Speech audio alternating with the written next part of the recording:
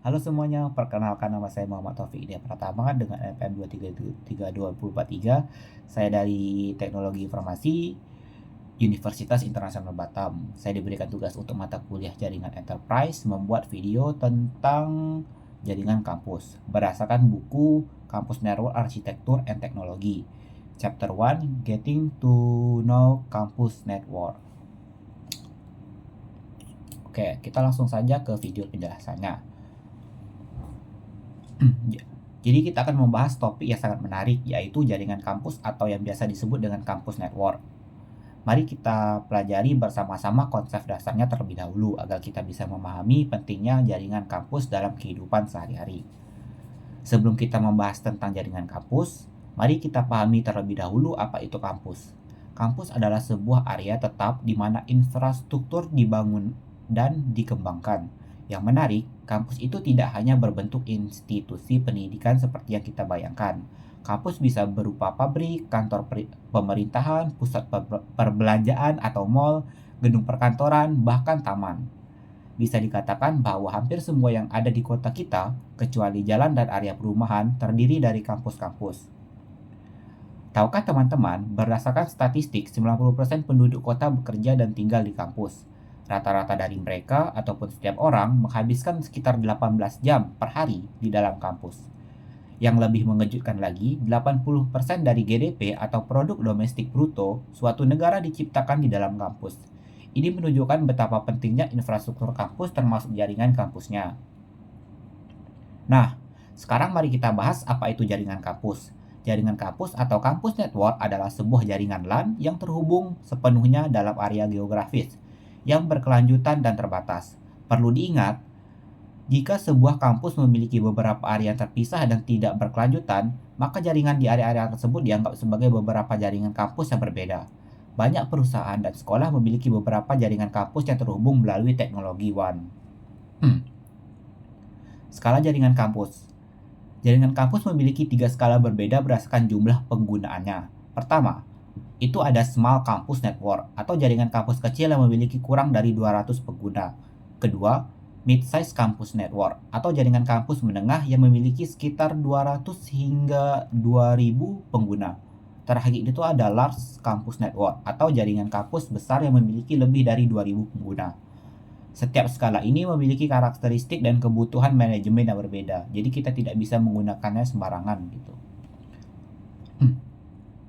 Dari segi target layanan sendiri, jaringan kampus itu bisa dibagi menjadi 2 tipe utama. Yaitu yang pertama adalah jaringan kampus yang tertutup, yang hanya bisa diakses oleh pengguna internal. Contohnya seperti jaringan yang ada di kantor-kantor pemerintahan, yang membutuhkan tingkat keamanan tinggi. Tipe kedua itu ada jaringan kampus terbuka yang biasa diakses yang bisa diakses oleh pengguna internal maupun eksternal, seperti jaringan yang ada di mall atau di universitas. Sekarang mari kita bahas 5 komponen utama jaringan kampus. Pertama itu ada jaringan data kampus yang merupakan fondasi dari seluruh komunikasi data. Yang kedua, terminal, akses yang merupakan perangkat-perangkat yang terhubung ke jaringan. Ketiga, platform manajemen jaringan yang mengatur seluruh operasional jaringan. Keempat, platform keamanan yang menjaga keamanan dan data jaringan. Dan yang terakhir, itu ada platform aplikasi layanan yang menyediakan berbagai layanan untuk pengguna. Kita akan bahas satu-satu.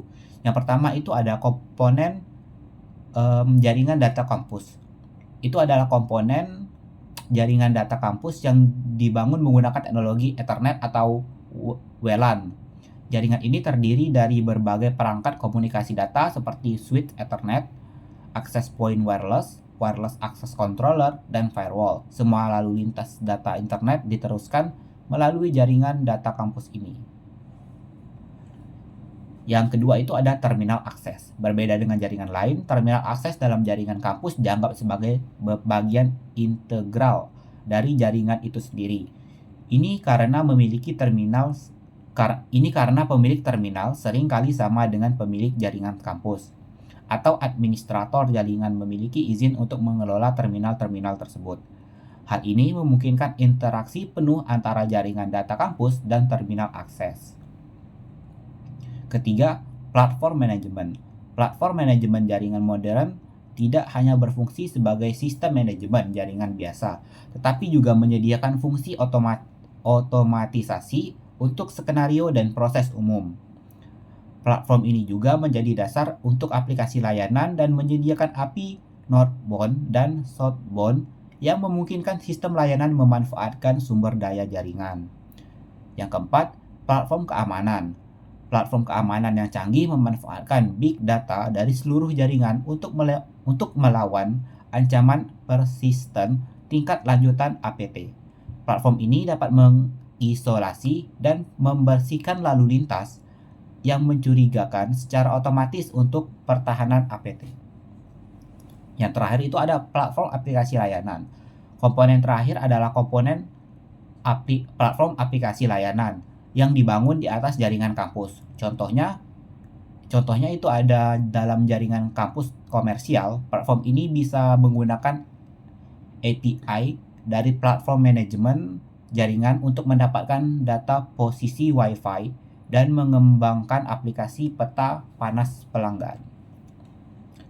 Nah, itulah penjelasan lengkap tentang jaringan kampus, mulai dari definisi, skala, target layanan, hingga komponen-komponen pentingnya. Semoga video ini dapat membantu teman-teman untuk memahami konsep jaringan kampus yang lebih baik.